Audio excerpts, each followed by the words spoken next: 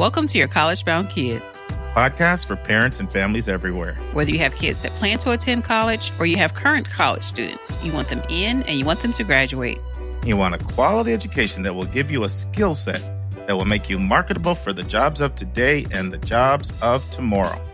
I am Mark Stucker, and I'm a college coach from Metro Atlanta. And I am Anika Madden, and I am a parent, also from Atlanta, currently in North Carolina.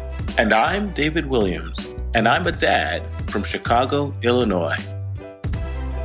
This week in the news, we have a great long-awaited article on legacy admissions.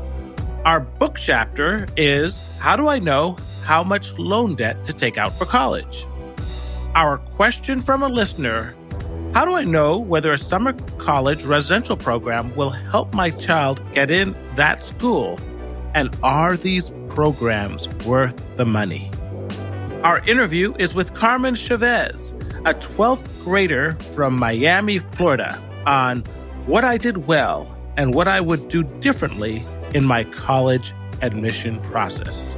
And our college spotlight is none because Mark's computer isn't working. So we have to delay that till next week when hopefully we will have a college spotlight. Friends, there's a story there. So I have the UMass Amherst all ready to go.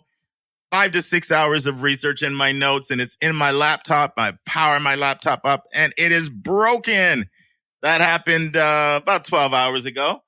And so I'm not doing all that research again overnight. So we'll just have to put it on pause. Hopefully it'll be fixed by next week.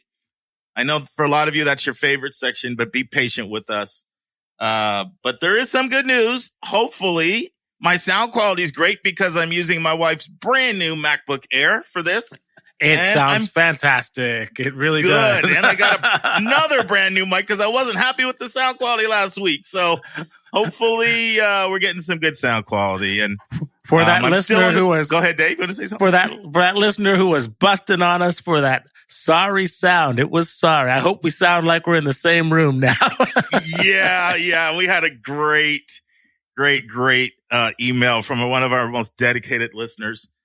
And saying, I love you guys, but if you don't improve your mic quality, I'm going to dig in my pocket and pay for a mic. Mark, you don't sound like you're in the same room with Dave or Anika anymore. What's going on? And we love, that's that feedback we love. We can take it straight because we took that very seriously. That coming from Mr. Kick Lincoln off the penny. Yeah, man, we need a new mic. Yes. None of this cheap stuff. Speaking about, I said I could do my top 10 Dave countdowns on El Cheapo over there. Oh, man, you're going to bust on me again. Okay. Yes, I am. So, Dave's got a great job. He's an emergency medical doctor. He's a travel doctor. They get even more money than the stationary ones, and he owns a boatload of properties. But this guy, 4 times he's dropping a phone call with me in 10 minutes because he has the oldest, cheapest phone, and he refuses to get a new phone. And I said, Dave, please go get a new iPhone or a Samsung or something. Dave, what was your phone until a few months ago? Oh, it was Tell a our Note listeners. 4. It was a Galaxy Note 4. I love that phone. I rode that into the sunset. I rode it till the horse done died. And then he's like, man, I really love this. What is it now? Samsung Note 10 Plus? This thing's Note 10 great. Plus. It's wonderful. You actually convinced me to go get one. Now I've got the same phone you've got. I remember going into not Radio Shack, going into Best Buy and saying, "What's wrong with my Note?" And he says, "We stopped actually servicing this phone 6 months ago. I'm surprised they're still giving you service." Probably thought you were homeless with the phone, man. Absolutely. Yeah. 6-year-old anyway, phone. I'm not letting my laptop bother me because I had a great day. My brother flew in from Denver yesterday to buy a car for his son. My nephew turns 20. And speaking of which, wait a sec. And thank you, Norm. Time for me to bust on Mark. I said, Norm. So what happened? Dave calls and he talks to Norm because we've all known each other. We all grew up together. And he's literally fishing for stories. So go ahead, Dave. Broadcast listeners know that I've actually busted on Mark a couple times, but he's got editing rights. I give a bust and I look at him and says, wait a second, what happened to my comment? He never made the final edition of the podcast. Never made the final. The power of the editing is with me. So I'm going to say this right up front. So Norm reminded me that when you lived in Canada, you lived in a place called Port Rowan, and I think you guys had 4 acres, right? Or 4 acres or 2 acres? 4 acres of property growing up. 4 acres of property, and it was you and Norm's responsibility to cut that grass, and you had a push mower. And your father said that if you would give $10, was it $10? That he would get you guys a riding mower. And Mark refused to give up that $10. And Norm was mad because then he had to continue to mow his 2-acre with this broke down push mower. But Mark, being the entrepreneur in training, actually got one of the neighbor's kids to cut his portion for him. So I don't know if that was cheap or brilliant or both, but that's Mark's story. It was something it was one of these things where I thought I could call my dad's bluff and thought that he would like buy it anyway. You know, I remember it was like $450 for this riding lawnmower. This is in the 70s. You know, we had kids as a chore. And I thought I could call his bluff, he'd buy it anyway. And he comes back, he said, sorry, I told you, $10 or I'm out. And so Dave's right. I can be a little hypocritical calling him El Cheapo. Time to get back to the episode now that I'm busted. Right. And I promise I won't edit this out. People have a right to know that I've got some of your blood in me. That's right. And wait till I get Andrew and Michael to get me some more stories, man. This is just the start. I don't know what I opened up here. So, friends, a couple things I want to share with you. Dave and I are just, we've been talking about Corona and COVID-19 every week, and we kind of committed. We're going to take 2 weeks off. Last week, we talked about the power of kindness, New York Times article, and this week we're talking about legacy admissions. That does not mean that we were not sent amazing articles by so many of you. Great articles on COVID and Corona and how it's impacting college admissions. So we've got 3 great ones lined up for the next few weeks. So we will return to that topic. And it was a hard week this week to stick to that because a lot of things went down. For example, the Cal State University system, the biggest public school system in the country. If you've been listening, we've had Vince Garcia, who's the last 4 weeks has talked about admissions there. Almost 500,000 students, almost 55,000 employees. They said that they are mostly online for the fall. So that was a huge announcement. It's and strong indications are coming out of both Caltech and Stanford that they may follow suit. That was a huge announcement. I will say, though, that the majority of the country is not there. So far, virtually all of your selective schools in Massachusetts and other places are saying either we hope to open, we plan to open with concessions. So it's becoming clear how this is shaking out. Some schools are going to open, some are not. Most will open with some type of concessions. Now, all that could change, of course, if there's another major outbreak. But that was a big story that went down this week. Clearly, there's a blue state, red state thing breaking down here, too. I mean, if we would be naive to think that politics is not having a major play as to this decision making. But nevertheless, for the poor kids trying to decide what their year is going to look like, they certainly have no sense of true certainty at this point in time. No question about it. Yeah. And another major announcement that came out this week, and for those of you who follow us regularly, we've been following the UC, sticking in California, the University of California system, and what they're going to do with their 9/10 schools in relation to the SAT. And for the longest time, it looked like they were going to go test optional. This is pre-COVID. And then a faculty report came out recommending keeping test scores. And most people thought they would go with the faculty recommendation. And then, of course, COVID broke out and they decided to go test optional for 1 year. But now Janet Napolitano came out as the chancellor and says she's recommending going test optional for at least 4 years and likely developing their own test that doesn't have as much bias and class privilege built in over that time through 2024 going test optional. So that's another major twist in the test optional conversation with the most powerful group in the country when it comes to school. So a lot of stuff happening, but we've got some other articles on COVID. I can't wait to get into them because they're really good. So for those of you who want full COVID articles, just stay tuned for the next few weeks. We got some good ones. Yeah, something tells me this is not going away. So. No. And the reality is we'd be COVID every week for the next 6 months if we didn't have a little diversity in here. So we're going to mix it up a little. Also, I want to share something with you. I had a session this week with a guy who runs a business where they put your full transcript from each podcast and they embed it on your website. And what it would enable you to do is to go to the website, do a search for a keyword, and it would take you right to that point, and then you could hit the play button and play the episode right from that keyword. So if that's a feature that you feel would be helpful, please send us an email at questions@yourcollegeboundkid.com, because seriously thinking about adding that to our website so that you could search for a specific term and go right to that point and just hit play. So that's some of the stuff we have going on. Also, our survey. We'd love for you to complete our survey. Once again, go to yourcollegeboundkid.com. Under the About section, you'll see a survey link. Please complete our survey. It helps us more than you can imagine.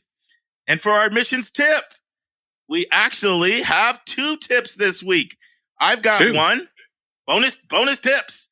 Yeah. I've got one, and Dave was talking to me just before we got on today, actually, and he said something. I thought, Dave, that's going to harmonize right with my tip.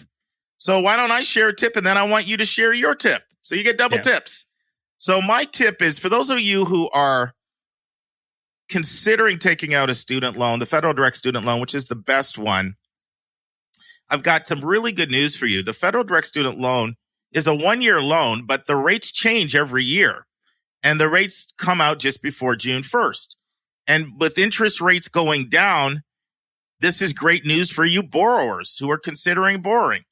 The undergraduate federal direct student loan, sometimes called the direct Stafford loan, will be 2.75% this year. Wow. Which is just fantastic.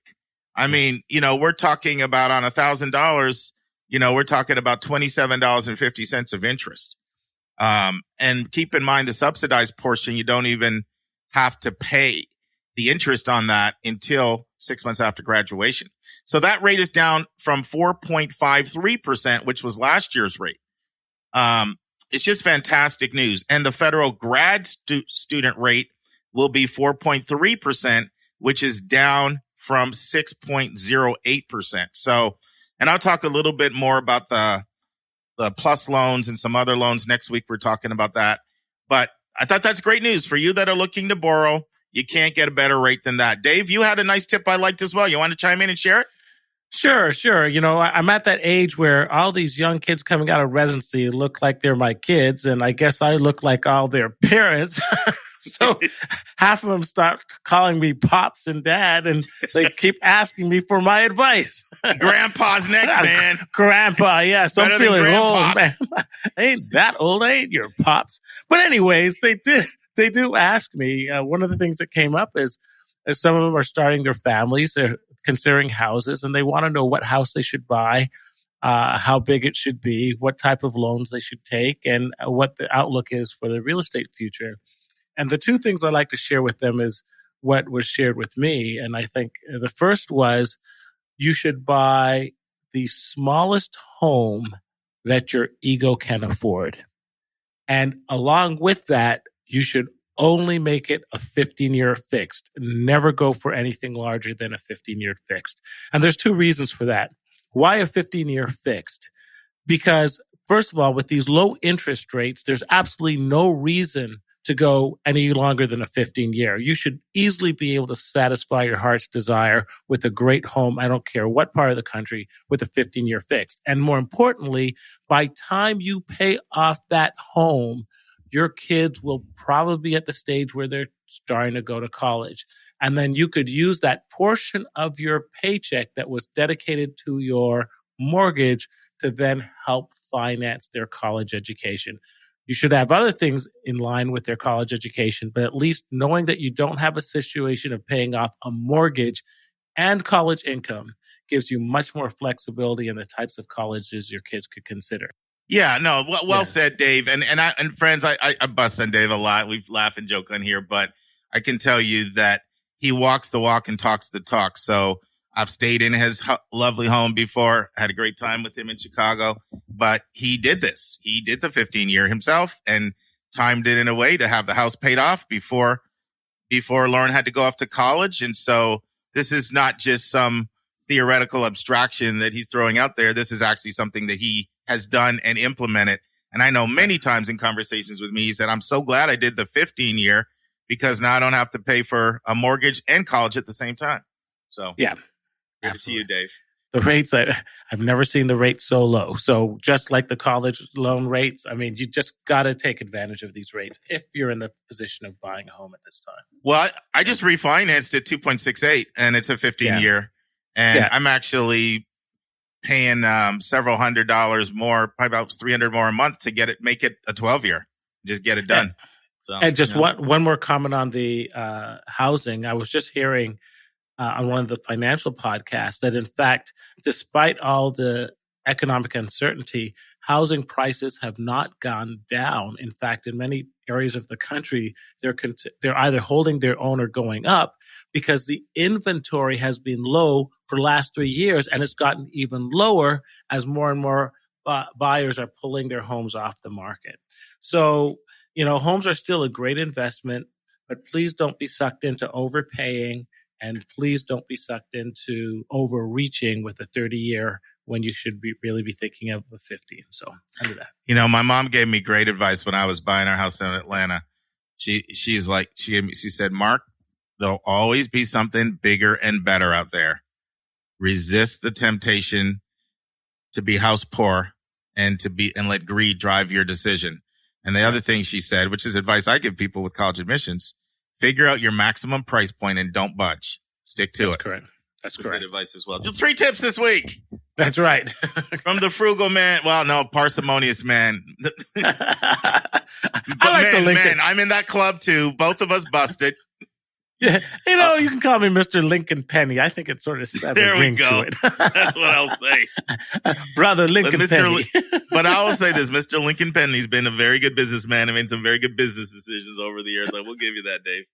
Well, I'll give you for your stock tips, man. So, back at you. Okay. There you go. So listen, our admissions vocabulary vernacular for the week is, take a guess at this one, Dave, third-party scholarships. Any idea? Oh, yeah. Well, let me see. Are there scholarships that are not necessarily related to the college or the federal government, but come from private organizations? Yeah, you nailed it. So third-party scholarships is another name for what's most frequently referred to as outside scholarships. These are scholarships that come from corporations, churches, philanthropists, foundations, and civic organizations. And we haven't talked that much about them on the podcast. I literally could talk for 5 or 6 hours on this topic, but a lot of you have said to us that you'd like to hear more student interviews, and you're hearing that right now with Carmen Chavez, which I think you're going to really enjoy this 3-part series with her. But another one of my students who's done a very good job on this third-party scholarships has agreed to come on the podcast a little later.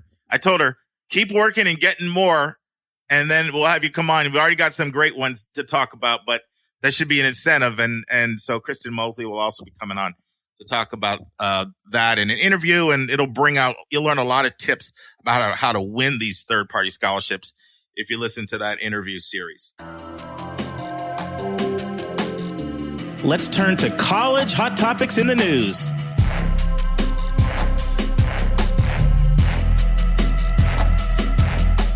Dave, take an article away. Can't wait to talk about this. We've been promising this topic for way back from when Anika did in the news. I've been promising to talk about legacy admissions and give my view and how it's changed. Go ahead. Yeah, well, it's a good article.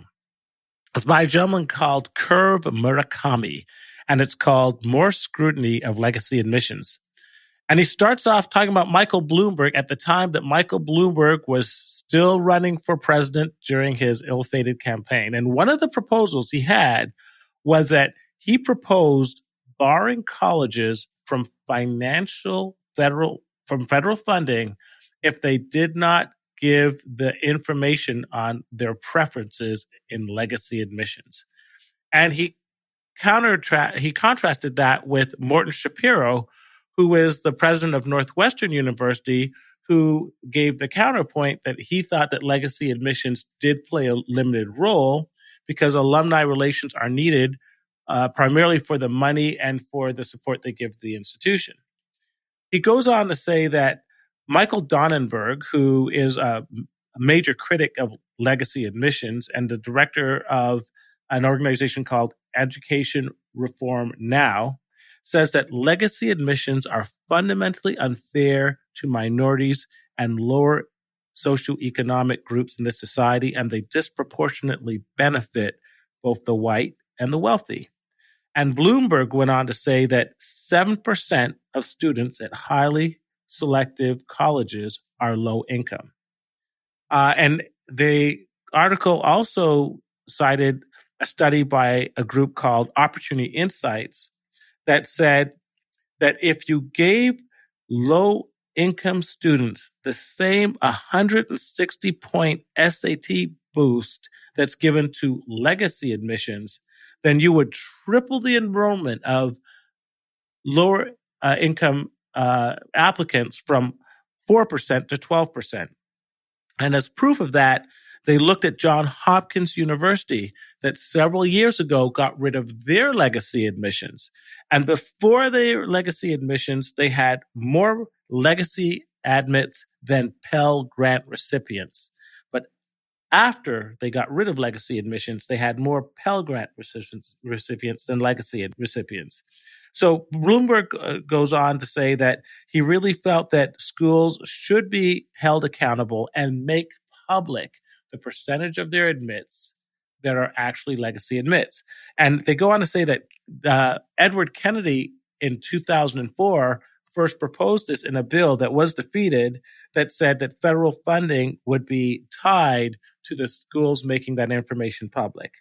And finally, I'll say that they said that there's increased scrutiny being given to legacy admissions over the years, both because of the Varsity Blues scandal and because of the active suits going on against affirmative action, particularly at Harvard. And the thought being that if you're going to get rid of preferences based on race and other criteria, then preferences based on legacies should also be under the gun. And the last thing I want to say is that the New York Times did point out, however, that the percentage of legacy admits that are white have been going down. In 2014, 80% of legacy admissions were white, but in 2019, 61% of white, as more African Americans and to some degree Asians are being included in that legacy profile. So let me stop there. That was the quick summary, Mark, and you tell me what your thoughts were. Well, I want to talk a little bit how my view of legacy admissions has evolved a little, and what I would do if I was a court making a ruling, whether legacy admissions would be permissible, and what I would do if I was on the board of a school and how I would vote for that on the school. Originally, my view of legacy admissions was that it was a good thing and there's no reason that a school should challenge it. My view was, this might feel really superficial, but this is sort of how I thought. I thought that, let's say you're a parent and you have two kids. One is your natural biological kid and one is somebody who you adopted. Well, as much as you would try to love them equally, there's probably a natural place in your heart for the child that was in your womb. That's almost inevitable. And that's sort of how I saw legacy admissions. Like, there's going to be a loyalty bond between the school and their alumni, and there are advantages that accrue to the school as a result of that. And I think that that is something that is fine and actually maybe even a good thing. And so that was my view initially. The problem is I wasn't looking at the opportunity cost aspect. What I mean by that is it's not just who you're admitting, it's who you're not allowed to, who you're not bringing to the table as a result of your legacy policies. And I was really moved to slightly tweak my view. It's not, I don't have a complete radical overhaul view, but I have a nuanced view of legacy admissions. And when I saw the data from Johns Hopkins and I saw how many kids they were able to take that were Pell Grant eligible once they moved away from legacy admissions, because legacy admissions, of course, is going to favor the alumni and the privileged class. And I know that because, one of the things I used to do, Dave, and I don't even know how much I've talked to you about this, probably maybe a little, but from 2004 to 2016, I used to visit schools and help them with diversity consulting. They would bring me in. I did this both in Philadelphia and in Atlanta. And they would say, look, we're doing these surveys and our community's not really pleased with where we're at from a diversity standpoint, especially with faculty and staff. Is there anything that you recommend that we change? And one of the things that I said, and I bring this up because to me, there's a parallel to the legacy admissions. I said, well, let's look at your hiring practices, because what happens so many times in schools is that they can be very progressive in terms of their mindset, but their hiring practices, first of all, they'll look at alumni, or let's say they're trying to hire someone in the history department. So they'll oftentimes, if you've got multiple people in the history department who you respect and they make recommendations, those people come in at such a high level that it perpetuates that you have people that are like the people already on your staff, which are normally white. So between the recommendations that come from the current department and alumni, you're kind of locking people of color out. And that's kind of what happens with legacy admissions, because it puts that pool is going to be affluent and Caucasian. So that's got me thinking about the opportunity cost aspect. Who is not at the table because of this funnel? But, I don't believe, I would not overturn legacy admissions.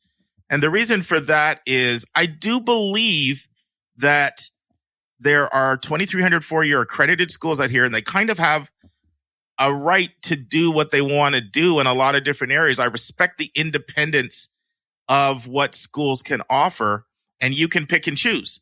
Now, what I would do is I like the Bloomberg view. The Bloomberg's initial proposal is publicizing the percentage of people that are legacies.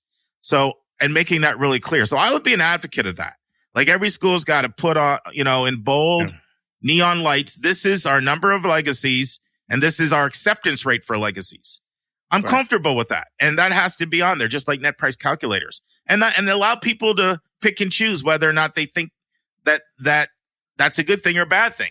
But I'm kind of uncomfortable with telling each school what to do, because I think different schools can do things differently. Now, if I was on a board of a school and I had to vote on whether legacy admissions should be in effect, my view would be a nuanced view there as well. My view would be legacy admissions can be allowed for applicants who are, equal status or close to equal status of the other ones you're looking at, or stature, but they need to be legacies who have been actively involved in the school community.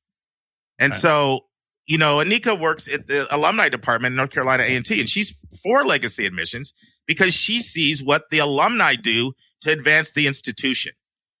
So that's my view, Dave. I'm not for legacy admissions if I'm a voting person, if it's just a legacy that has not shown any commitment to help the school. And that doesn't have to just be by donations, by the way.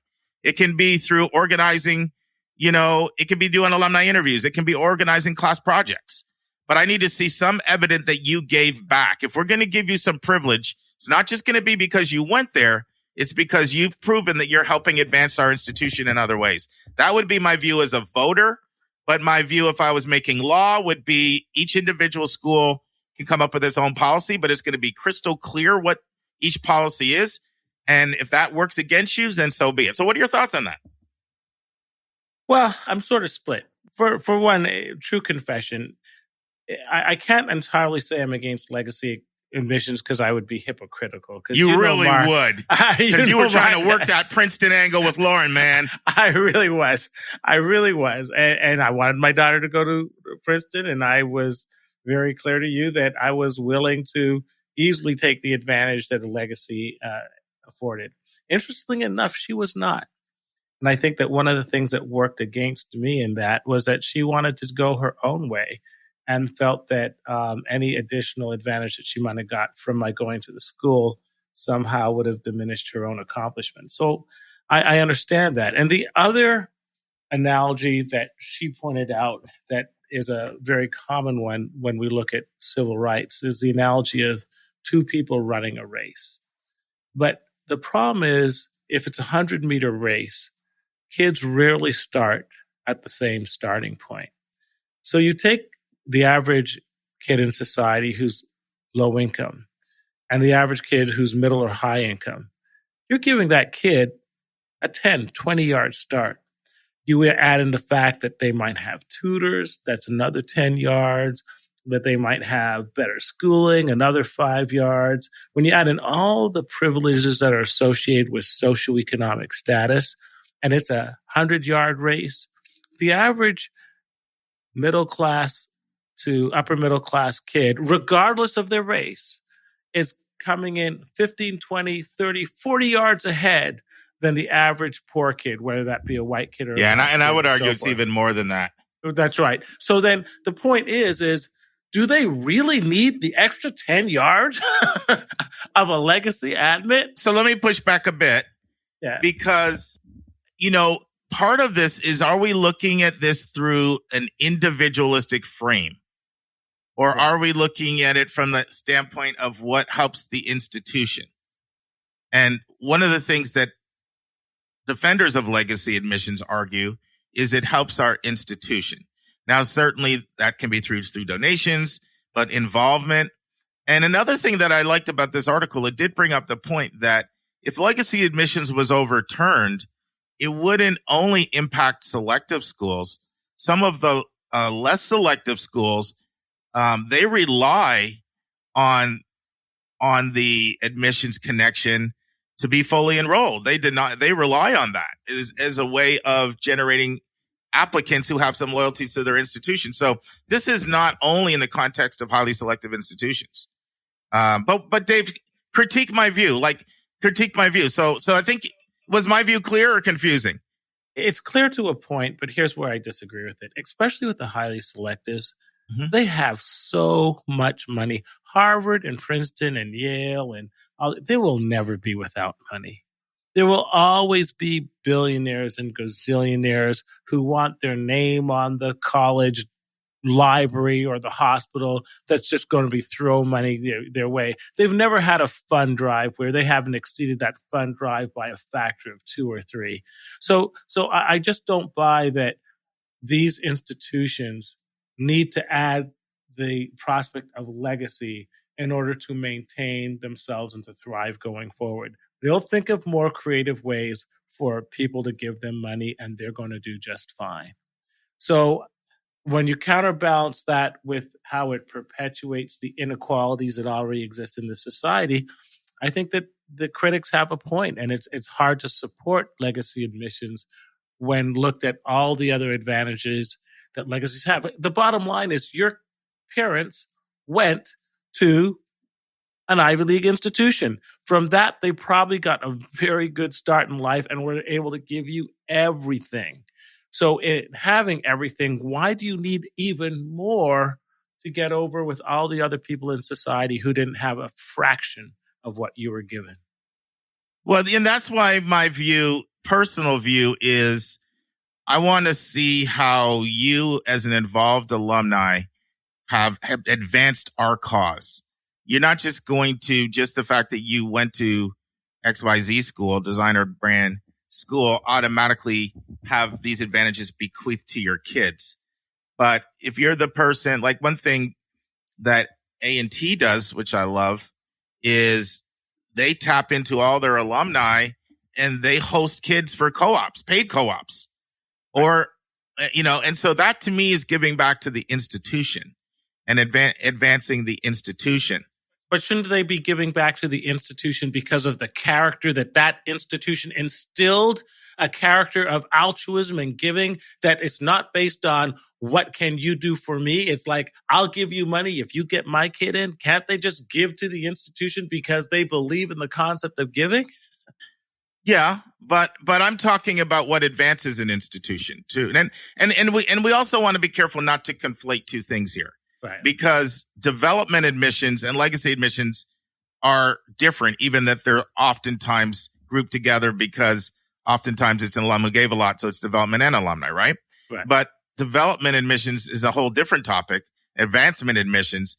And here we're talking about, okay, should there be any advantage at all for the person that, that gave the $25 million for the addition onto the student center, and that's a whole different topic, which I have, my view actually on that is, so going down that rabbit trail, is it advances an institution. Like a lot of times it allows a school to give many more scholarships because of those resources.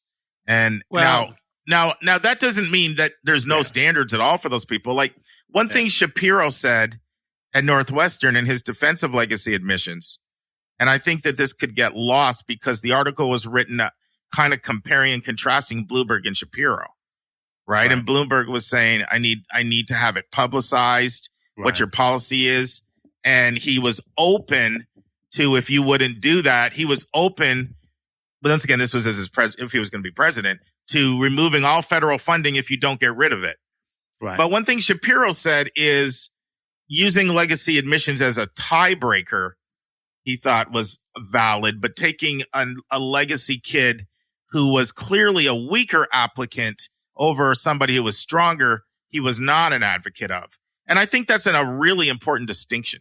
Well, I go back to the two institutions that have gotten rid of legacies very clearly, Johns Hopkins and MIT. I don't know any of the hard data, but anecdotally, it doesn't seem like they've suffered at all for. Well, there's no question it opens up the door to way more Pell Grant recipients without that class privilege. It does. Right. Now, MIT hasn't had legacy admissions for a really, really, really long time, and Caltech's never had it. There are a few people that have been steadfast in out in this college admissions world and not having it. But Dave, you're confusing me, man, because you're taking the position that there's so much class advantage that legacy shouldn't get any consideration at all. But then earlier on, you said I would be hypocritical to say that because I wanted it. So where are you, man? Because I can't follow you, man. My head's spinning. Well, the bottom line is we're human beings, and the reality is that when it was my own daughter, and if it was the tiebreaker, I liked it. Okay. Hey, at least you're honest. I liked it because, the fact is, one of the reasons why you have altruistic standards that supersedes the individual, because left to the individual's own devices, more often than not, he would be tempted to choose the thing that most benefits him to the detriment of the greater society. So that decision was probably in the long run removed from me by my daughter's own decision. But nevertheless, I would be hypocritical if I didn't say that at that time, if someone had said, your daughter could get into X institution that much easier because you're a legacy, would you use it? Of course, I said I would. But that being said, I recognize the bigger point that is fundamentally unfair. The fact so in other words, what I'm hearing you say is you really don't believe legacy admissions is the right thing to do. No. But when you saw how it could help you, as a human being, you kind of wanted every advantage you could get. That's right. I mean, Lauren was strong enough to get in on her own wherever she wanted to go. I think that was clear. However, if the situation had been that it was a tiebreaker and that me being an alumni would have made the difference, I would be dishonest if I would say that I would have said, "Oh, no, don't count that." So, right. And and I would go one step further. Yeah. I would be an advocate of capping legacy admissions at a certain percentage. Right.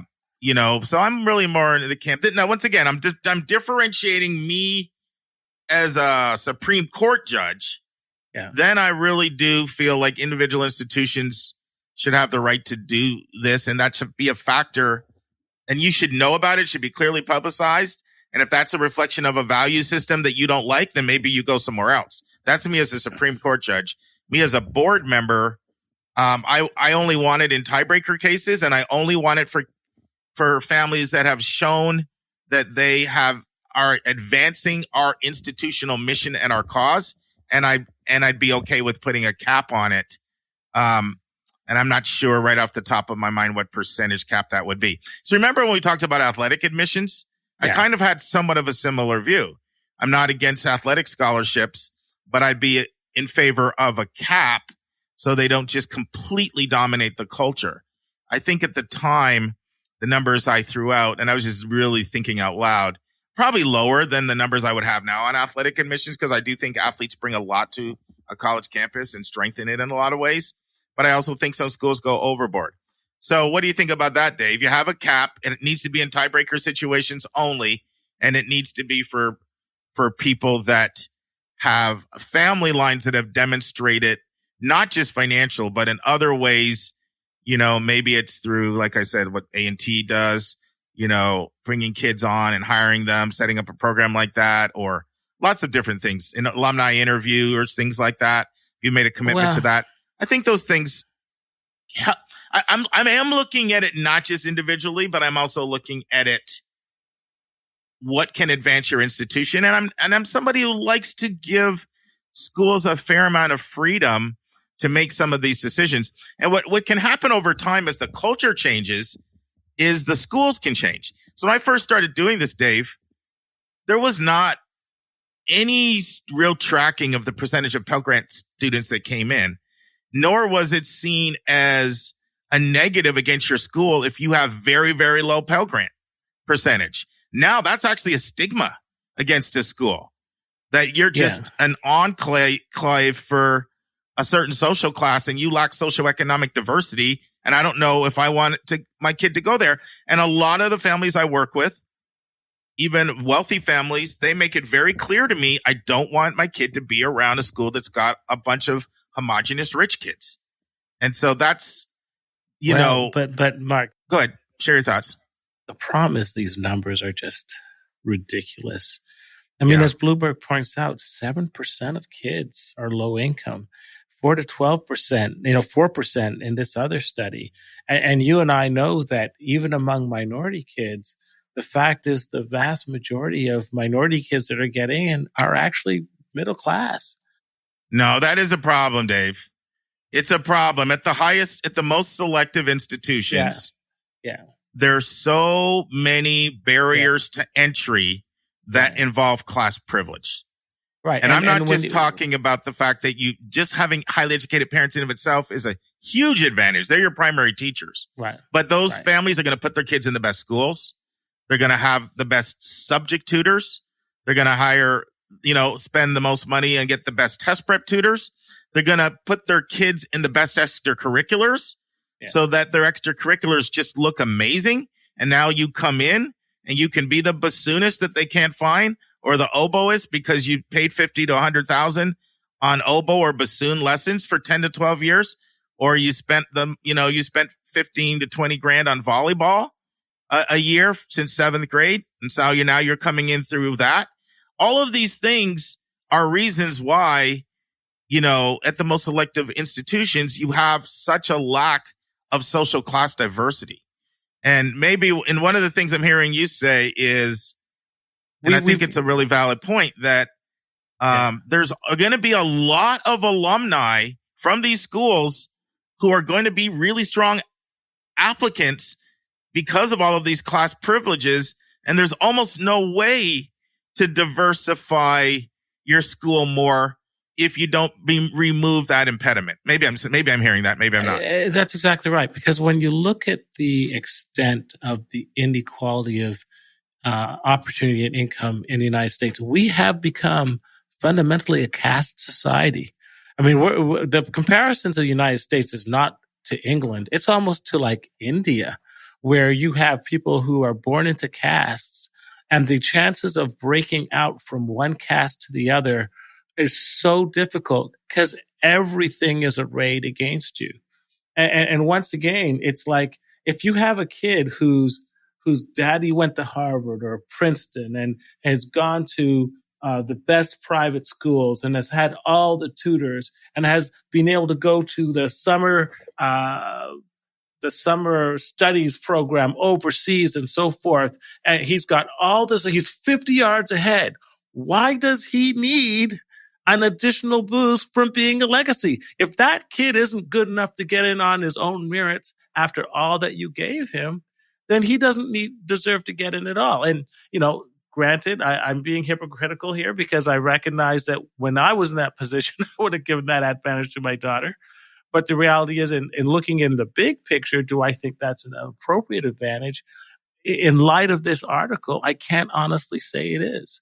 And I can't support legacy admissions when I see the huge disadvantages that are already built into our system for those who aren't born in the right socioeconomic stratosphere. So.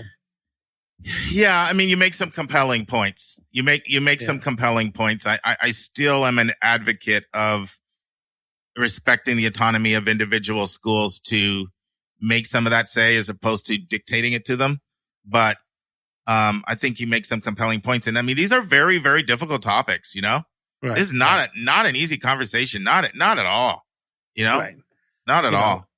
And by the way, if the Supreme Court does say that preferences based on race are unconstitutional, I certainly think that legacy admissions should follow along those lines. And let's truly be fair, or as fair as we can be, and have the kids be judged on their own merits, not on the status that they were born into or some other criteria that they did not have a hand in contributing in. So. One thing that I could go a step further than my view a little bit, I could be for like if a school doesn't have a certain percentage of Pell eligible kids on their campus, I could be in favor of not supporting their right to have legacy admissions. I mean, Pell Grant students are 39 to 40% of the population, and there are campuses in this country where they are under 10%.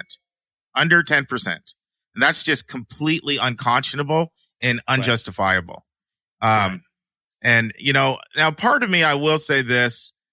I think sometimes there's a perception that if your dad went to Harvard or Princeton or Yale or Stanford or one of these schools, that you just waltz in admissions. And I can tell you, as I have kids I work with, they go to all of these places. In fact, Princeton is the only Ivy this year that I don't have somebody that I worked with that was admitted. And in some cases, I have quite a few kids I've worked with that got into these places. But guess what? I also see who they deny and who they waitlist.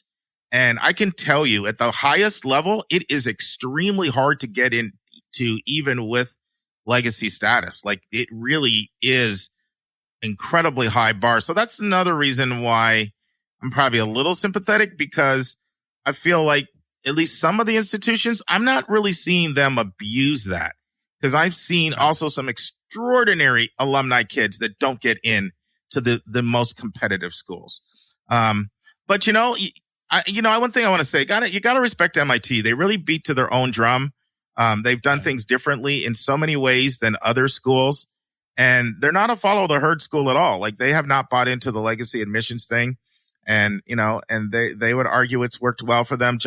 I know Johns Hopkins is very pleased with their decisions. I've talked to them. I've talked to their admissions people since they made the decision.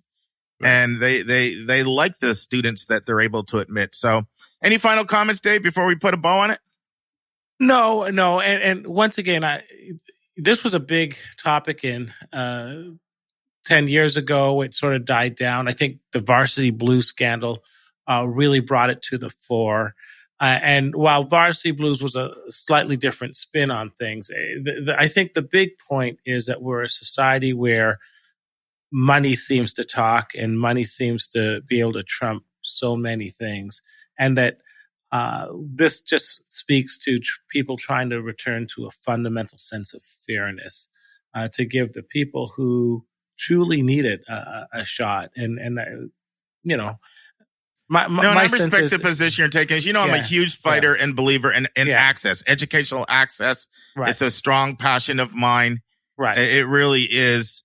But I'm also a believer a little bit in allowing schools to have some autonomy. That's one of the reasons why I'm a huge proponent of race-based affirmative action, not just for so many of the reasons we've talked about before, but I think an individual school has a right to make that decision, not have that dictated to them by somebody else. But that's correct. But then if that happens, you can't be spotting statistics like 7% or 4% of your college campus is representative of a student body that makes up well over 35% of the population. If you're a Harvard or if you're a Princeton and you want us to support legacy admissions and you think that you can balance it in other ways, you got to walk the walk.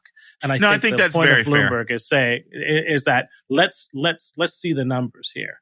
Okay. And if you're still at 4% or 5% or 6%, then we're just not buying what you're selling here. And you've got to fundamentally change the way you're doing things to give these kids who don't have the same opportunities a legitimate shot. Certainly not give more advantage to people who already have everything. So yeah, in fairness, I don't see many changes happening right now because of the COVID and the financial impact this is going to have on schools. But we're talking about, we know what we believe. And I think this is a real good discussion. And I think just in listening to you, one thing that I would also add to my view is I want to see a certain percentage of Pell. And I think Pell is a good indication because, like I said, that's 39 to 40% of the country. Right. And if that swath of the sector, it's basically the first and second quintile from a socioeconomic standpoint. And if you don't have a decent percentage of Pell Grant recipients, I would be in favor in that instance of you've got to make changes. Like you've got to walk the walk and show that you are enrolling a diverse applicant pool from a socioeconomic standpoint, or I'd be in favor of tax status being removed. Now we could debate what that number is, but I certainly think it should be at least 20%, at least. And you can make a case that, I think it would be hard to say it's got to be 39% what the country is, or you don't get those benefits. I feel like that's micromanaging the schools a little too much, but I don't want to see 6% and 8% and 9% and 11%. And I do see those numbers a lot. Right. That is a problem. So good discussion, Dave. Hey, yes, I agree. I agree. Now it's time for our step-by-step walkthrough of the college admissions process.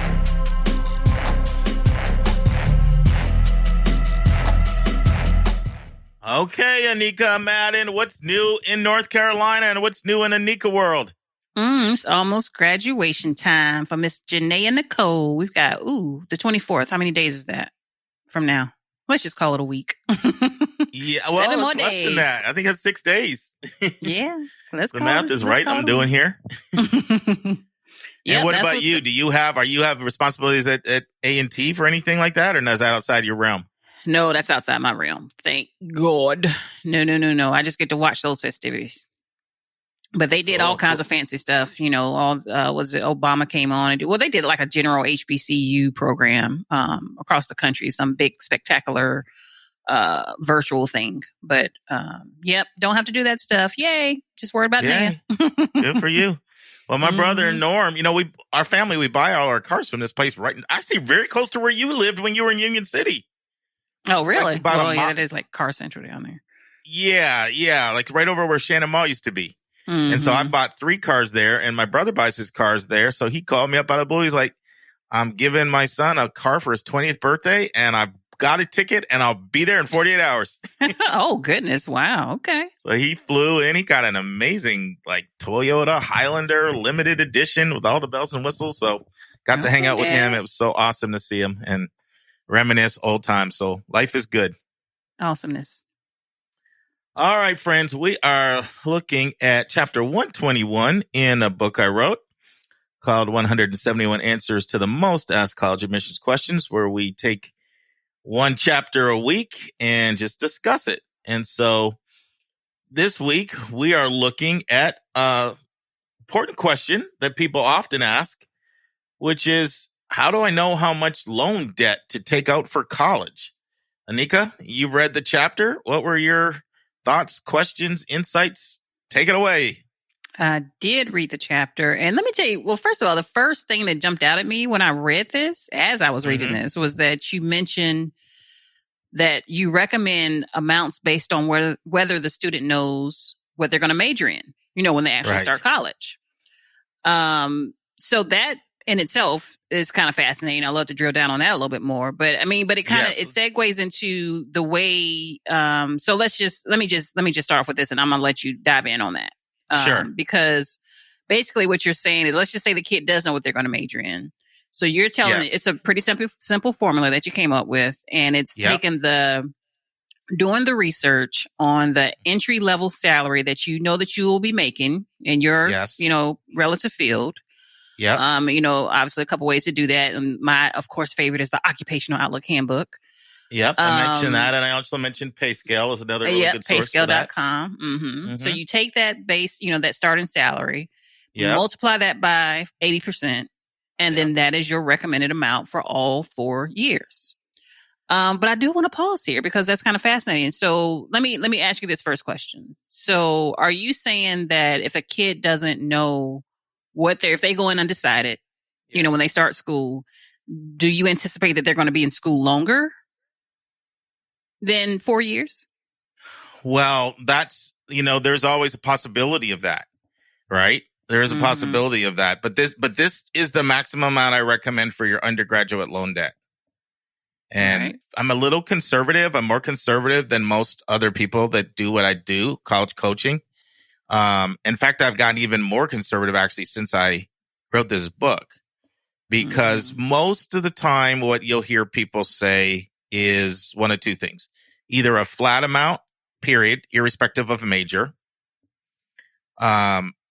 which I'll mention in a second why that makes no sense to me, or they do kind of agree with me. You need to look at the starting salary based on the profession you've chosen.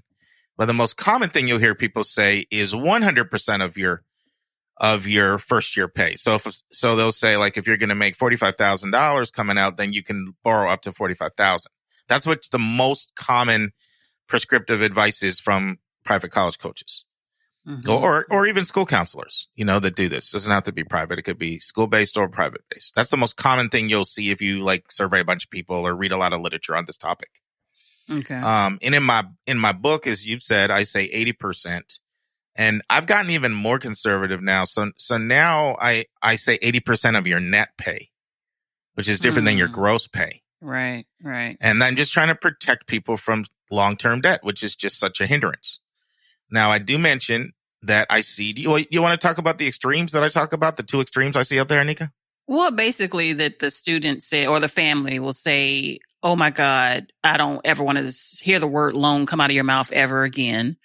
Or they say, there is, the sky's the limit. We got to do what we got to do to get through the college experience, basically. Yes. So loan is a 4-letter word. And don't even talk to me about loan. Fingers in my ear. I'm not hearing it. And do you remember why I say I push back on that?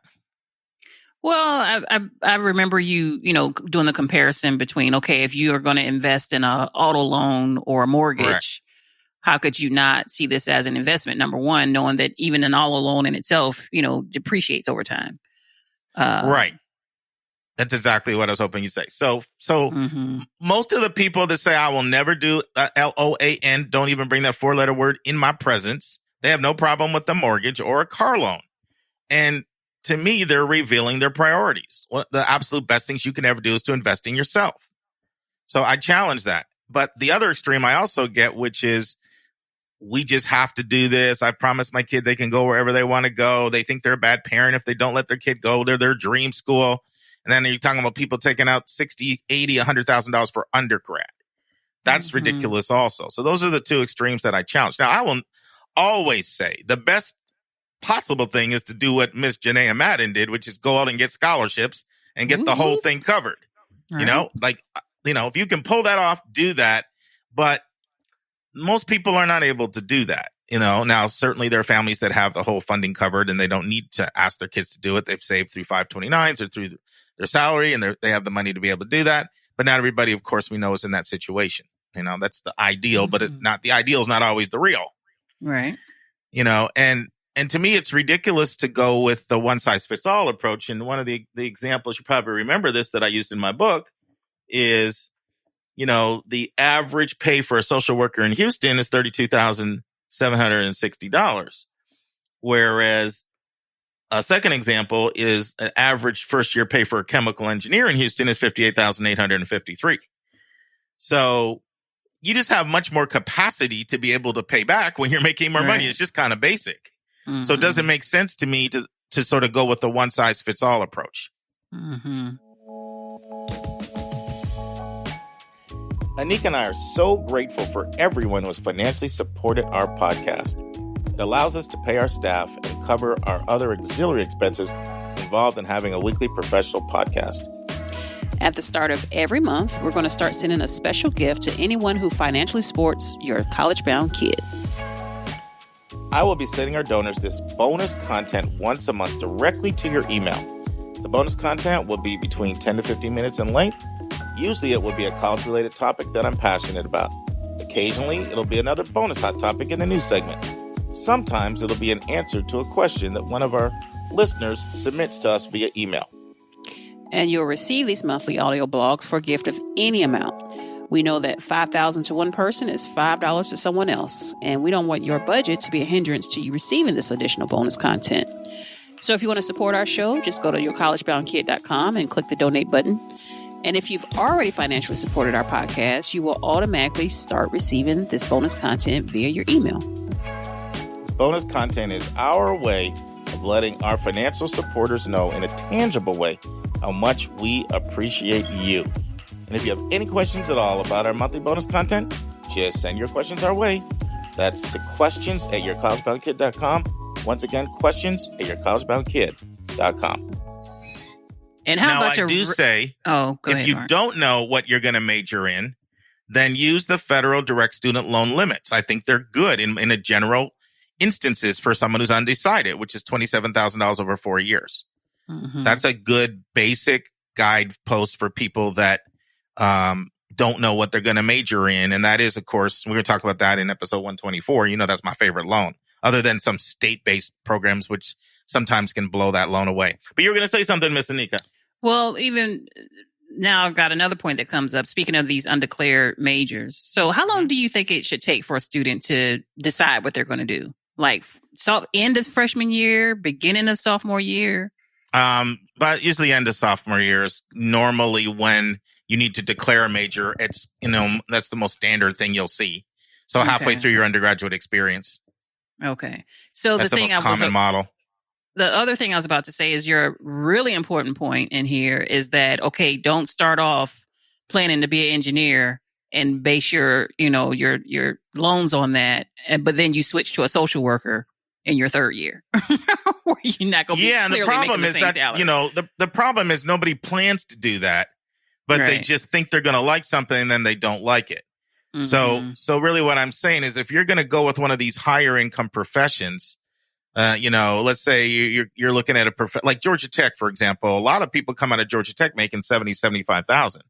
That's very common because it's a lot of computer science engineering and high paying jobs, and they co-op and they get paid even more. And so if you think you're going to be coming out making $70,000, take a look at the net payoff, $70,000, and then take 80% of that, let's say the net pay is a little bit under 60. 80% of that, you can come out you can still afford to take out about $45,000 in loans at that price point. Mm-hmm. And that's pretty comfortable. Now I talked about this in the admissions tip this week, which is student loan rates have never been better than this right now because of the low interest rates. Do you know that the rate effective June 1st, Anika, is 2.75%? Well, it makes sense. Well, the interest things are rates going down. Well, when the interest rates drop, it impacts all these things: student loans, home mortgages, everything. Right. And so it is a good time. But I've just worked with too many families parents in their 30s and their 40s still struggling with student debt that I like err a little bit more on the conservative side. So let me ask you this, Mark. So I want to be a lawyer, right? Now the price between, and I'm just assuming that I'm pretty confident in this assumption that the price in going to Princeton is way higher than the price in going to Howard, let's say Howard University, where they both have pretty good law programs. So are you telling me that, I mean, they cost different. So how do I not, where do you make that decision to say, okay, well, I may have better chances here? Or no, and that's actually a really, really, really, really good point. In fact, Nika, how I got a little story at the end of every chapter. Mm-hmm. And I'm going to read this one because you teed it up. And this is what I say in my story at the end. These are true stories that I have at the end of every chapter. Sometimes I change the name. If somebody didn't give me permission to change their name, then I didn't. This case, I got permission to use the name. So this is the real name. So here's what it says. I serve on a board of a stupendous organization called Go to College New York City. We help gifted and talented under-resourced kids find the right college. Every once in a while, we get carried away with focusing too much on how we have to find no-loan colleges for our students. But on 3 different occasions in the last 18 months, a really sharp member of our board, Angel, has spoken up and said, a lot of times your return on your investment for making a better college choice, even though you will incur a manageable loan amount, is well worth it. And then I said, Angel is correct. So what you're talking about is how do you factor in like the track record of a school? Is that what I understand? Pretty much. Yeah, exactly. Yeah. Well, I think here's how you can factor it in. First of all, and actually you really brought up a really good point, Anika, because while I mentioned those 2 sources earlier as good places to find out the pay for college, mm-hmm. There's another source that actually gives you the compensation per school, per individual school. So, and you know what I'll do? I'll put that source in the recommended resources for the week. That's what I'll do. Okay. So, not going to share it now. Little cliffhanger, make you hang around, not hang up on us. I got to try all the tactics in the book. You got a 2-hour podcast. You got to keep people hanging. Oh, goodness. But that's one way to accommodate it, is to use a source that actually looks at income for your school. And there's a fantastic source there. So that's one way. Wait. And so are you saying, when you say income for your school, are you saying the average amount that graduate makes coming out of that institution after graduation? Gotcha. Yes. Okay. Yeah, okay. This source I'm going to share, it's a very, very good government source. It actually has that information. You can see compensation for sharing. You can see some wide variations there. Okay. Now the whole, this doesn't necessarily pertain to your whole Princeton, Howard, because of course law school is, that's a professional degree and that's different. And we're not even talking about that because we're focusing on undergraduate. But mm-hmm. In general, you can take the school's compensation into consideration because you can use sources that reveal school income data in your calculations. Plus, I'll tell you my experience, Anika. My survey that I use with all my families, I ask, how much are you willing and able to pay to go to college? Now, the parent portion, I frequently get an answer from parents that say, we'll pay X amount for, a school in general, but if it's a school that blows us away, then we're willing to make more sacrifices. Okay. So remember, paying for college is a student and a parent's responsibility. So from my experience, parents come in and are willing to pay more if they feel that they're going to get a better ROI. In other words, parents approach it not dissimilarly to buying a car. Okay. If they feel as if it is, a piece of junk, I'll pay this amount. If it's mediocre, I'll pay this amount. If it's top of the line, then I'll pay a little bit more. That's how parents respond. So that partially, that's really where most of the time that adjustment comes in. Is that helpful or not? It is. Yeah, it is. Anything else we didn't cover on this? I think we got it. So yeah, so my view is a little controversial just because it's seen as pretty conservative. Most people will say 100% of your first year pay, or they'll just say, one of my counselor friends just says $40,000. I'm not comfortable saying $40,000 to a social worker that's making $32,000 coming out. Yeah. With my model, $32,000 maybe after taxes, maybe 25. 80% of 25 is about 20. And like I said, I've gotten more conservative because I used to go by gross pay, but now I go by net pay. All right. But guess what? Go out there and hustle, get some scholarships, and you can always do the Anika plan. You can work a lot while you go to college. There's other ways don't to do come the up with the Anika money besides loans. Don't do the Anika plan, please. Yeah, you work graveyard shift. Took a couple years off your life. Ooh, don't do it, please. Yeah, you worked full time not going through undergrad, didn't you? Yes, thank you for the flashbacks, Mark. So don't do the Anika plan. Work-life balance. Woo, Lord, don't stop. I brought back some memories. I feel like you're reliving the pain. Oh, I'm getting over it now. Okay, thanks. It's time for a question from one of our listeners.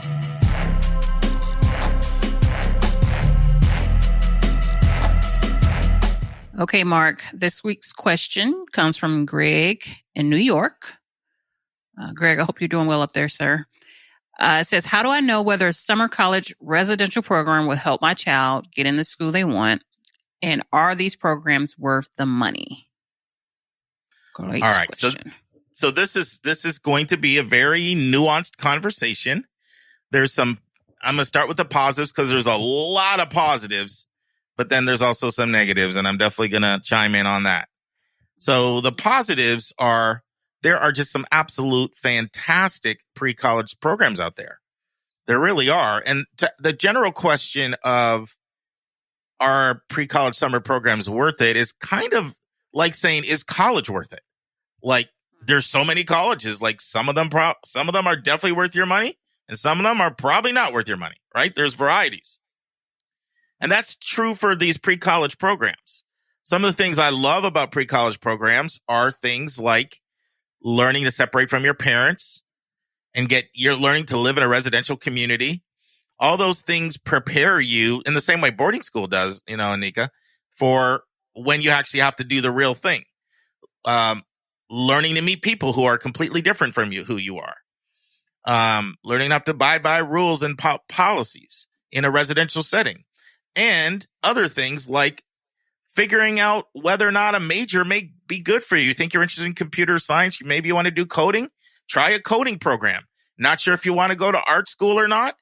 Go to art school for a pre-summer program. Not sure if you want to go to a women's college? Try a women's college for a pre-summer program. So overall, I think the concept is fantastic. And there are some amazing programs out there. They're not all the same. They're very different. Some of them, like Skidmore, offer you college credit. So you can actually get college credit. Some of them offer mentorship. Some of them offer scholarships. And some of them offer generous scholarships. Some of them are really creative, like Catholic University, their Bush Business School. You have to come up with your own business idea and present it Shark Tank style, like to a group of judges, and get feedback on your business idea. There's a lot of real creative ones.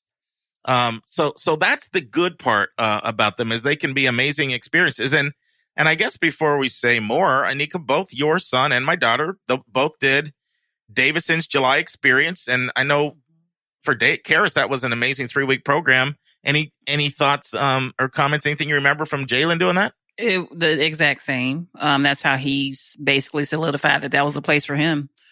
Was through that program for sure. Yeah. So that's the positive side when they work well. Mm-hmm. Now they're very, very, very different when it comes to who's actually running these programs, and that's something that's really misunderstood. So let me talk about that a little bit. So the perception amongst the average person out there in society is that these are being run out of the admission office. And most of the time the perception is that, you're going to have full professors that are going to be teaching you. But in reality, there are a lot of programs that are not run out of the admission office. They're run by another department within the university. Very common one you'll find is the Office of Professional Studies. That's a very common program, or department that you'll see within the college that will run it. Or another common one you'll see is the Office of Continual Education. And so that's something people need to really be aware of. Who's running this?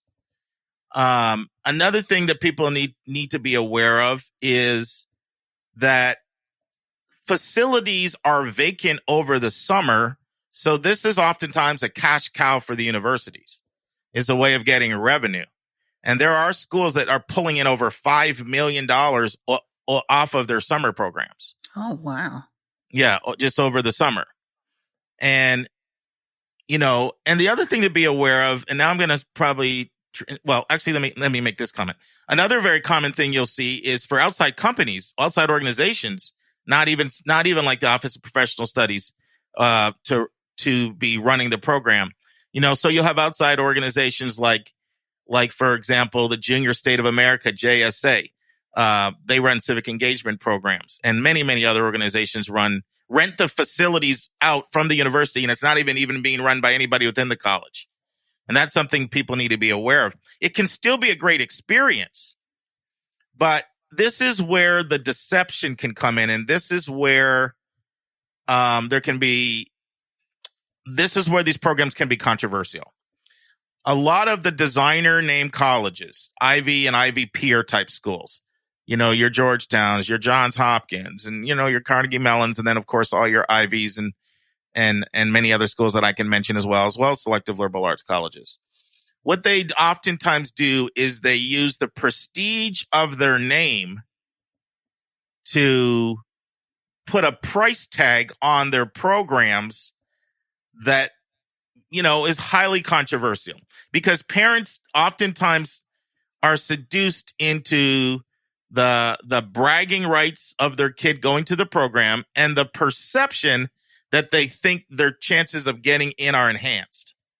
So here's an article actually that came out in August of 2019 in the Washington Post, and it was entitled, "America's Elite Universities Are Making Millions Off of Summer Programs for Teens, but do they really help kids get into college?" And here's what it says. I'll read a little bit of it. It says, "They've become big in the how to get a leg up in the college admissions circus. Pre-college summer programs for teens at America's most elite universities, including Harvard, Stanford. But are they what they seem? Costing thousands of dollars, many of these programs send letters to students inviting them to apply and suggest attending will provide a benefit for their college applications. And many students who can't afford several $1,000s for a few weeks of summer camp wind up fundraising with guidance on how to do it for the schools themselves." So that's the perception. And I'm frequently asked by families if they feel it will help, just like Greg's asking us now. Is it going to increase my chances of my kid getting in? And I'll tell you, if Dave was on this segment right now, Anika, his blood would be boiling. Because, of course, I worked with Lauren, through the college process. I was her college coach. And he called me once. He's like, "Do I have to pay $8,900 for my kid to go to Brown? This is ridiculous to get her." He was so hot. And by the way, Brown charges $8,494 for one course, $12,809 for two courses. Ooh. So these programs can be pricey. And so when I told Dave that, that attending Brown summer program in no way, shape, or form will have any bearing at all on Lauren getting into Brown, he was like, man, first of all, he was relieved. He didn't have to spend the money. But then he was hot because he felt like, you tried to get over on me, use your name to get in my pocketbook, and it wasn't even going to help. My God. But wait, let me ask you this, Mark. So is there a difference between these programs where the kids have to apply versus just paying them outright and you just attend? I'm so glad you asked that, because that's a very, very important distinction. One of the things you want to look at for these programs are how competitive is their admission process. Okay. Because there are some amazing programs out there that are super competitive, and getting into them can give you an advantage, if you get into them. Mm-hmm. For example, there's the RSI program, the Research Science Institute at MIT, that takes 80 kids. There's also the MITES program at MIT that's really competitive, but getting in definitely gives you a leg up in the admission process. It's a competitive admissions process. to get through there. And the Davidson program, I don't know if you know this, Anika, but recently I think getting in July experience may be harder than getting into school. It's definitely gotten really tough. Oh, wow. Okay. I've had some very strong kids turn down that I referred there, recently there. One of the things you can look for that will indicate to you whether or not the program has admission ramifications is whether or not it is free or not.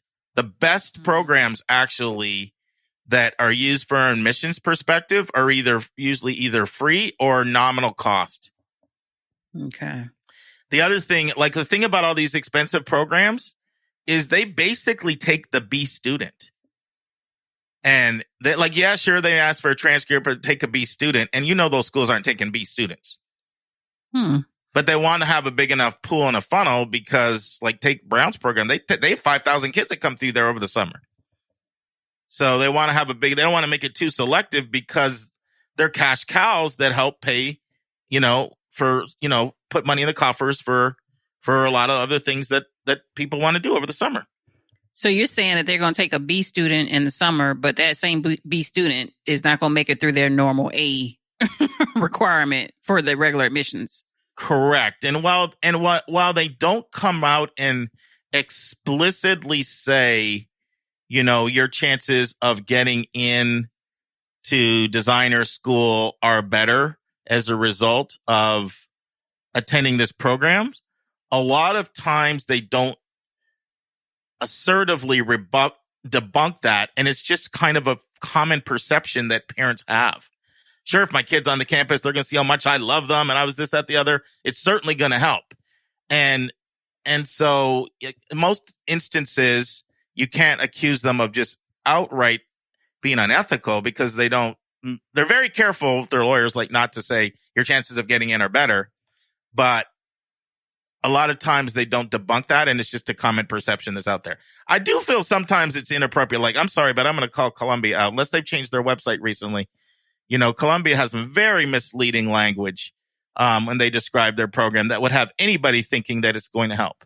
Yeah. So, Mark, I was thinking about when Janaea did Tuskegee last summer. Right. She had to apply. I was trying to remember if we paid anything. I'm sure we paid something. I just can't remember how much it was. But it was an application process. She had to go through, a review or whatever. So yeah, that's what I was thinking about. Yeah, no, and a lot of programs are fantastic. It's the ones you have to be careful with are the ones that use the prestige of their name to have a very, very, very high price point and allow the illusion to exist that it's helping your child get in that school. It doesn't mean that they don't have great programming, by the way. Doesn't mean that they won't give you a great experience. I'm not telling people even not to do them. Because if you might have $12,000 or $13,000, $12,000 or $13,000 to you may be like $12 to somebody else. So if you have the money, I'm not saying that they're not worth the money.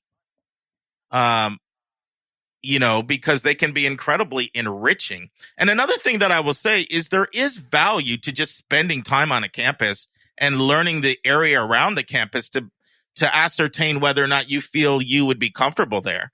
Like when you say, Anika, that just like Jalen and Karis, once they were at Davidson for 3 weeks, they knew this feels like home away from home. When Naya was at Tuskegee, it had the opposite effect. Oh yeah. Mm-hmm. So I definitely see value to using the programs to figure out, is this an environment that I would like to be in? What's it feel like around the campus, the feel of the campus? Obviously, it's not going to be quite the same as the fall when every student's are there, but there's enough similarities that you can get a sense of that, and you can certainly find fantastic programming that they have. But what I want to address is the myth that when you go to one of these selective colleges, selective programs that cost an arm and a leg, that typically take B students, that somehow gives you a leg up. In fact, there's instances where it can almost hurt you because in some cases you can be labeled as privileged. You have that kind of money to drop $12,000 or $13,000. Okay, this is a very privileged family, and so we expect everything from this kid because they probably had every imaginable advantage in the college admission process. Wow. All right. Well, Greg, good luck with that, sir. one thing I do want to point out, Anika, I don't want to imply that every school that has expensive programs that's designer label is just trying to hoodwink you and take you for your money. One, because a lot of times they do deliver great value, educational value, in what they offer. And they can be great experiences. I'm specifically addressing whether or not they help you in the admission process. And I also want to point out that there are some programs, there are some schools that offer some great programs. For example, the Princeton Journalism Program, the Stanford Medicine Program, the Carnegie Mellon Math Program, that are fantastic summer programs. And these are free, by the way. These are free. And another thing you want to look at is how much scholarship money is offered too. That's also oftentimes an indication of whether it's just a cash cow moneymaker or whether or not they're really trying to help a broad swath of the public. So hopefully, I think I try to present a nuanced view on that. I mean, did that seem balanced or negative or positive? What do you think? Well, somebody will tell us. That's for sure. Yeah, we got some listeners that speak their minds, and I love it. You will soon find out, sir. What do you think, though? Very balanced. You know I'm going to always be on you. The 18, Mark. All right. Well, you go back and get ready for Naya's graduation, whatever you got going on. And how's she running track now? Yeah. Well, yeah, she got to do. Well, she's training with this coach through the summer that we found here where we are, and he's doing like some hardcore assessing and all kinds of good stuff on her. I'm excited. She's excited too. So, is she planning on running track at A&T, or is this just staying in shape because the season's over? Well, kind of, sort of. She's mostly staying in shape. But she said if I walk on a team, that might be, she's considering it. But, with the scholarship, and this is what I explained to the coach, is that, this is priority. Like, she has obligations around that doggone thing. It's not an athletic scholarship. It's a merit scholarship. But, so that in itself, I don't want anything to take away from that. So I'm not pressing her to say, yeah, join this team. No. Do you know what GPA she has to maintain in order to keep it? 3.25. Oh, that's going to be nothing for her. And that's what I figured, but still, It's just like, Trust me, I've been doing this a long time. Like, I know what her grades were in high school. I know what high school she went to. Yeah. And unless she has, significant health issues, hopefully not, or emotional issues, hopefully not, it will not be hard. High school grades from rigorous course curriculums, they predict college grades like with uncanny precision. Ooh, so I'd love to hear that. Yeah. No. Makes me very happy. I would, if I was a betting person, I would bet she'll have over a 3.8 at A&T. Wow. We'll visit that in 4 years from now. All right. I'm going to save this recording, Mark. Oh, guess what? I have to tell you this quick story. So Joy, she got all A's and 189.3. Ooh, go Joy. So good for her. She almost had a perfect 4.0, but she is so hot that she got an 89.3. I'm sure she is. And she turned into a little grade grubber. She reached out to the professor.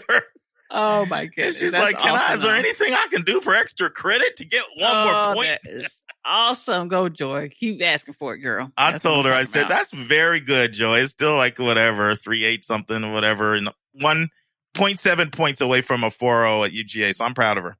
That's awesome. Of course, I'd be proud of her if she didn't have that high GPA. What I'm proud of her is that she worked really, really hard. I try not to do the linking the praise to the GPA and focus more on the effort. Mm-hmm. That's important. That's right. But fortunately for her, she drives herself more than I ever drive her. So I think Naya's the same way. Anyway, I'm getting off on a tangent, telling all my personal stuff. Let me let you go. It's all good. So, friends, Carmen Chavez, you're going to enjoy this. A lot of you have asked for us to have more students on. And Carmen is delightful. I had a privilege of working with her for the last year and a half. And she's very open and she's very transparent as she shares what she did well and what she would do differently to do her college process all over again. I think you're going to enjoy it. It's the first of a 3-part interview with Carmen Chavez. Listen and enjoy. And now, this week's interview with a special guest.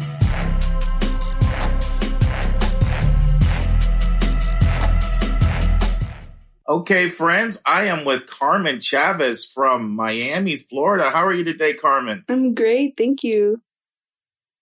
So, listeners, you know you have sent us many emails saying you love it when we have students on. And it's been kind of a while since we've actually had a student. And so this is one of my students who I've worked with for about a year and a half. And Carmen and I were just talking last night, and she was saying so many profound things. I said, Carmen, can I interview you? And she said, sure. So, Carmen, why don't you actually start by talking about how we met? So we met through one of my friends last year when I was a junior. He was a senior. And he was talking about all these flyout programs. And I was just so confused because I knew nothing about like all of the college process. And my parents didn't know anything. So I was like, oh my God, like you sound like you have it great. So I was like, hey, can I meet who you're talking to? And then we met. Sounds good. So talk to us about a little bit about like your upbringing, where you live, your interests, both academic and like non-academic. Okay. I really feel like a lot of the things that I like have been impacted by my friends. And so like the clubs that I'm doing, and I've found my interest through those clubs, are really like I'm really surrounded by my friends, and like my friends are my board members, which is a really great thing. And so one of the I do two main things, and one of them is math, and the other is kind of like politics. And that kind of relates to my majors because I'm hoping to double major math and public policy. And so I do two clubs, Mu Alpha Theta, and that's, I'm pretty sure most of you know it if you're high schoolers. It's Math Honor Society. And it's a really great thing. It was like the first club I joined in high school, and it was just really cute. And we do tutoring, math competitions, and I joined it with my friends. And like the friends that I joined it with are now my board members. So it's just really exciting to do that with them. And the other thing I do is Students for Bipartisanship, which is a club I started myself. And it's kind of hard to explain, but the basis of it is that I was really annoyed with like partisan bickering. And so I created the club to kind of like bridge that gap. And it's been such a crazy thing. And it's to this year is the first year I started it. And I started it with friends that I've had since like 5th grade. So it's just, It's a very community thing. Like it's so great doing it with them. But yeah. Yeah, I know your passion for it, and I know your passion for both of those things. You're very humble and modest, but you're like really gifted and talented, I feel, in both of those areas. But I did not know about the 5th grade thing, so that's news to me. Yeah. Learn something every day. Mm-hmm. It's been really great doing it with them, and it's kind of sad to be parting with them because I've known them like all since that.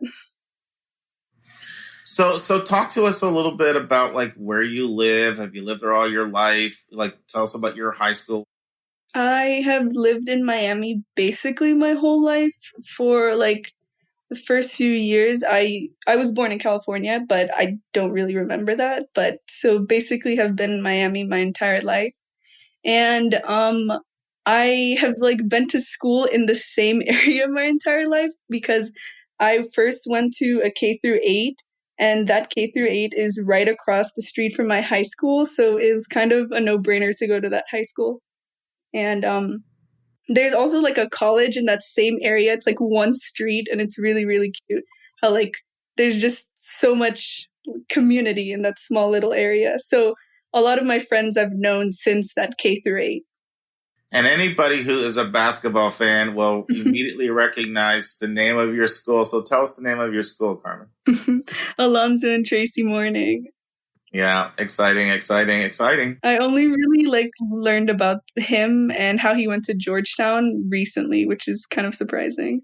Yeah. Were they involved in like donations or anything, or is it just something Miami did, like naming it after them? I don't know how it happened, and I kind of feel guilty for not knowing, but he is involved with a lot of school events. Like we have a annual 5K and he's always there. There was something we did recently too, and he was there. Like it's kind of really great because don't I don't see that happening at other schools, you know? So, Carmen, I think that you sort of short shrifted yourself when you talked about your interests, because I'm thinking of all kinds of other things I know you've done. Do you want to expand on that? I guess you listed the main two things, but Yeah. why don't you share some of the other things that you were involved in high school, both, either in school or out of school? Well, they kind of fall into those main two categories, so like that's why I brought them up. If we're gonna like talk about it categorically, in like the math section, I have also, well, now I do private tutoring, but I used to work for a company, Mathnasium, and they were my first job. It was a really great experience. I think everyone's first job should be something like Mathnasium. It like they taught me how to teach math because I was I was already great at math. It's just it was hard to communicate how to get to like point B from point A for me, and they really taught me how to do that. And it was such a great experience there. And I feel like I owe a lot of my SAT score, my math SAT score to them because they kind of helped me build up my like very fundamental math skills that I realized like even I was lacking.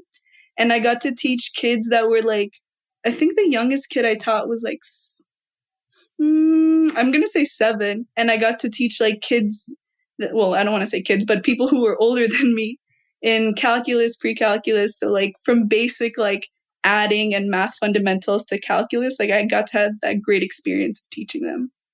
Yeah, and Carmen's being humble, but yes, she's one of these people. You're naturally gifted in that area. Yeah. It's good for you. Let's take a break to learn about Mark's recommended resource for the week.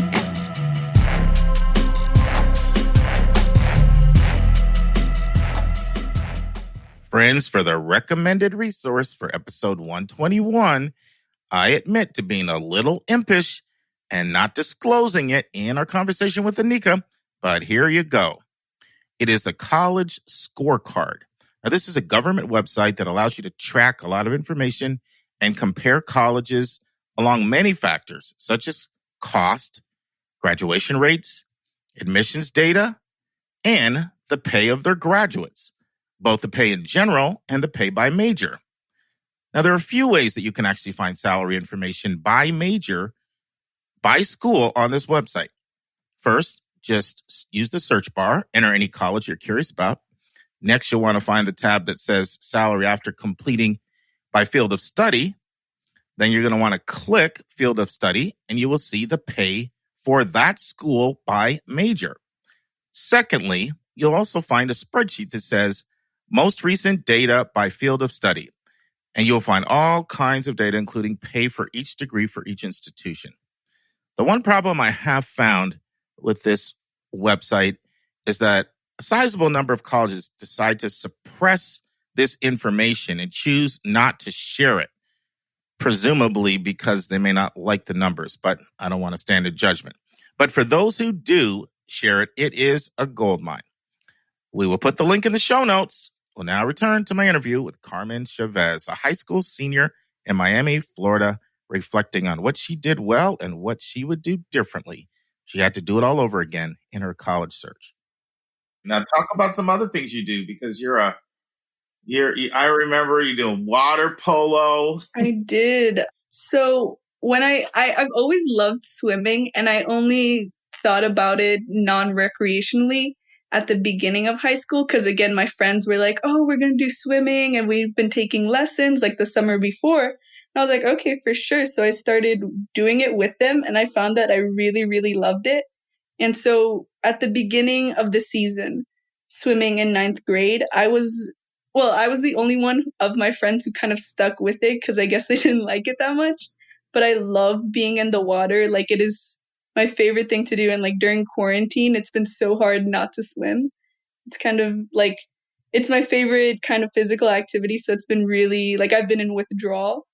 And from then it kind of spiraled, like swimming spiraled into water polo, which I didn't do my freshman year. I think I started sophomore year, and then I've done it since. And then I kind of dropped swimming, but I found that water polo was like a team sport and swimming combined, so I didn't feel like I was missing out on something with that. And then you do spin. Is it called spin cycling? Yeah, I do. Did I get it right? Spin. That's actually what I wrote my personal statement about, which was really funny. I kind of wanted to talk about that, so thank you for bringing it up. Yeah, I started doing spin because my favorite teacher in the world, Miss Eichler, she was talking about it one day, and she brought up a really funny story, and I was like, oh my God, I've always wanted to do that. Where do you do it? So like I wanted a personal recommendation to like get me started. And she mentioned this place that I'm pretty sure it's national, and they have like little branches everywhere. Cycle Bar. It's probably the same thing as Soul Cycle, but I've never really tried Soul Cycle. But Cycle Bar, and I started it last year, kind of right before summer. And it was such a great experience because it was nothing like I've ever done before. I'm sure like everyone's first spin class is insane, and it's like a lot of getting used to because there are just so many things you have to like. They call out intervals, they like scream inspirational things at you. It's a really great time. And so I wrote my personal statement about it, which is, I feel like it was a cliche way for me to write my personal statement. I talked about like I use spin class as a metaphor. You are an example of how somebody can improve your writing. Oh yeah. You want to talk about that? How your writing started and how it finished? Oh geez. At the beginning, the most of like my writing experience has been like research papers and academic writing, which is like, if you're good at that, that has no correlation to like the kind of writing you're going to do in college admissions. And so I kind of thought that that would like lean itself over and I would have like some kind of starting point, but I was really bad because you have to be like personal. And I was used to being very objective, like, here are the facts. I'm going to explain like this concept to you instead of like, I'm going to explain myself and I have to show my emotions. Because it's very obvious for you, like, you know what your emotions are, but the other person knows not a single thing about you. So it's really hard trying to be aware of like all of your emotions while like explaining a certain event or something. So that was like a very great difficulty I had at the very beginning. But I have to give you a lot of credit, Carmen, because I would tell you, and you would receive it really well. I would be like, Carmen, this has to improve. You're just being so guarded. Like you're like acting like you don't want let somebody into your life. Like let your guard down. And then you received it so well. And you came back and, just took your writing to a whole different level. So I want to commend you for being so open to constructive feedback. Thank you. It's kind of not like me to be open to constructive feedback. So I'm really glad that that's how I reacted. And I don't know I don't think I was intentionally guarded because I'm a very open person. Like, I don't feel like I have any, like, the first thing that comes to my mind is what I'll say, and I won't like usually have a barrier.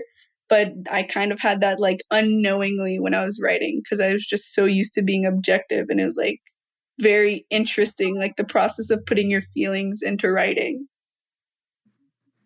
So let's talk a little bit about your college process. Like, what were you looking for in a college? What was important to you? And did you learn those things through visits or through just self-reflection or through searching websites? Like, comment on any of those things that you want to say there, addressing any of those questions. Probably if I were to rank kind of what I was looking for in a college, it would like the first thing would be to be challenged academically. And this is like not to say anything about my high school experience because I loved my high school experience. I wouldn't change it if I could do it again. But I definitely wanted to be like pushed. I wanted to be pushed in every class that I had, in every like club or activity or whatever. I wanted to be pushed, and I wanted to know that everyone else was being pushed that way. And like I had before, like, well, I haven't experienced college yet, but I haven't been pushed in like every area of like every class that I've taken. I've only been pushed by like, let's say like half of every like course load each year, I've been like, okay, this is really hard. Let me focus on this. But I really just wanted that like unilateral, like I want to be challenged unilaterally. And the second thing, which is like everyone always looks for like great academics, so that's kind of like a no-brainer. But the second big thing that I was looking for was community, and community basically through sports and school spirit, because that was also something that I felt like I lacked. And we had like some school spirit at my school, like Spirit Week. People dressed up, but it wasn't like, oh, there was energy and you could feel it and everyone was excited. And I really, really wanted that, because that's just so hard to find. And what other point in your life are you going to experience that, you know? And it was kind of a dream come true to find so many schools that had like those two main things with them, like together. That was just so great. And I'm so You know, I glad. have to give you some credit, Carmen, because you had a real self-awareness. Like right from the very start, right with my questionnaire that I do, you communicated that you want that rah-rah. You want that, you know, the community coming together with enthusiasm and passion. That was really important to you. And not everybody has that self-awareness. I've been told that a lot, actually. That like what, that you have self-awareness? Yeah, I was in my Georgetown interview. The interviewer was like, you really seem to know where you want to go. You seem to know what you like.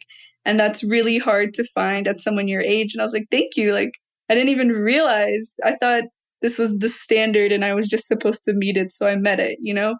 But if I'm to comment on like how I got there, it's going to sound like a little silly, but just like pay attention to what you like. If you're doing chemistry homework and you hate it like a lot, then maybe you don't want to do chemistry. But if you really like your math homework, like, hey, you can do math without science, even though a lot of people seem to put those two together. Like those can be separate if you like.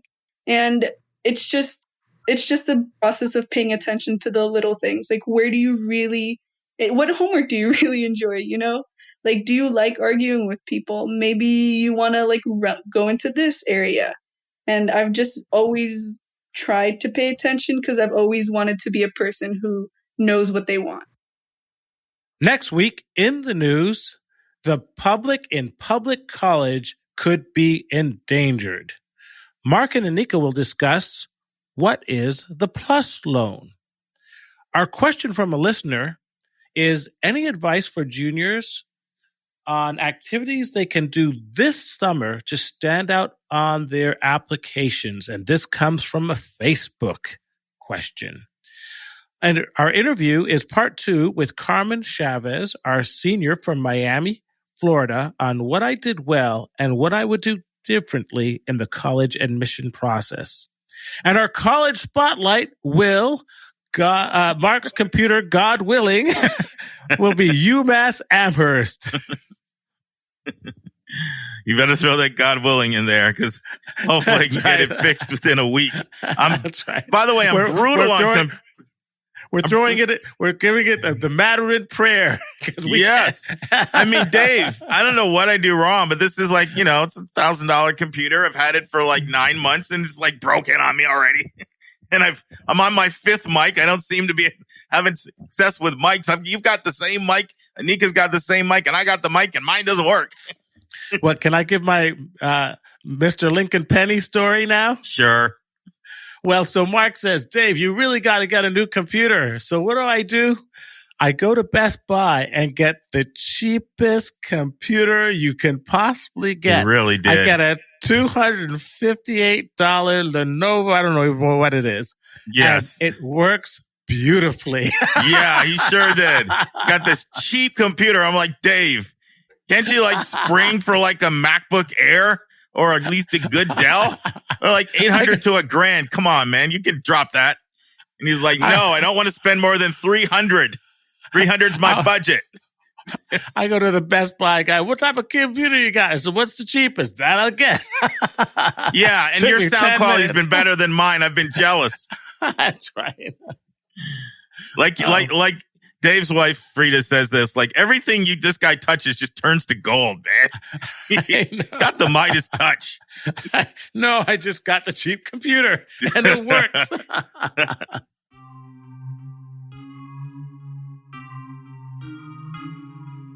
And that's our show. A big thank you to you, our listeners, for tuning in this week. Your College Bound Kid is produced by Dave Visaya of podcastengineers.com. If you find this podcast helpful, it would help us tremendously if you would subscribe and write us a review on your favorite podcast listening station. And please be sure to click the share button and send this to someone you know that can really use this information. The amazing music that you hear is by Victor Allen Weeks. Our image editor is Tauha Khan. Webmaster is Stallianos Dimitru.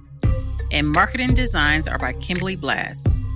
And if you want to get a copy of the book, 171 Answers to the Most Asked College Admissions Questions, you can go right to 171answers.com. And if you want to have a college coaching session with Mark, you can send him a text to area code 404-664-4340. And if you have a question or a few questions that you would like to ask us, and we'll include them on the show, you can just email us at questions@yourcollegeboundkid.com. Every week, we'll take one question and include it in the episode. We don't like your questions. We love your questions. So send them our way. And by the way, check out our website, yourcollegeboundkid.com. Again, we thank you for tuning in, and we look forward to meeting with you again next week.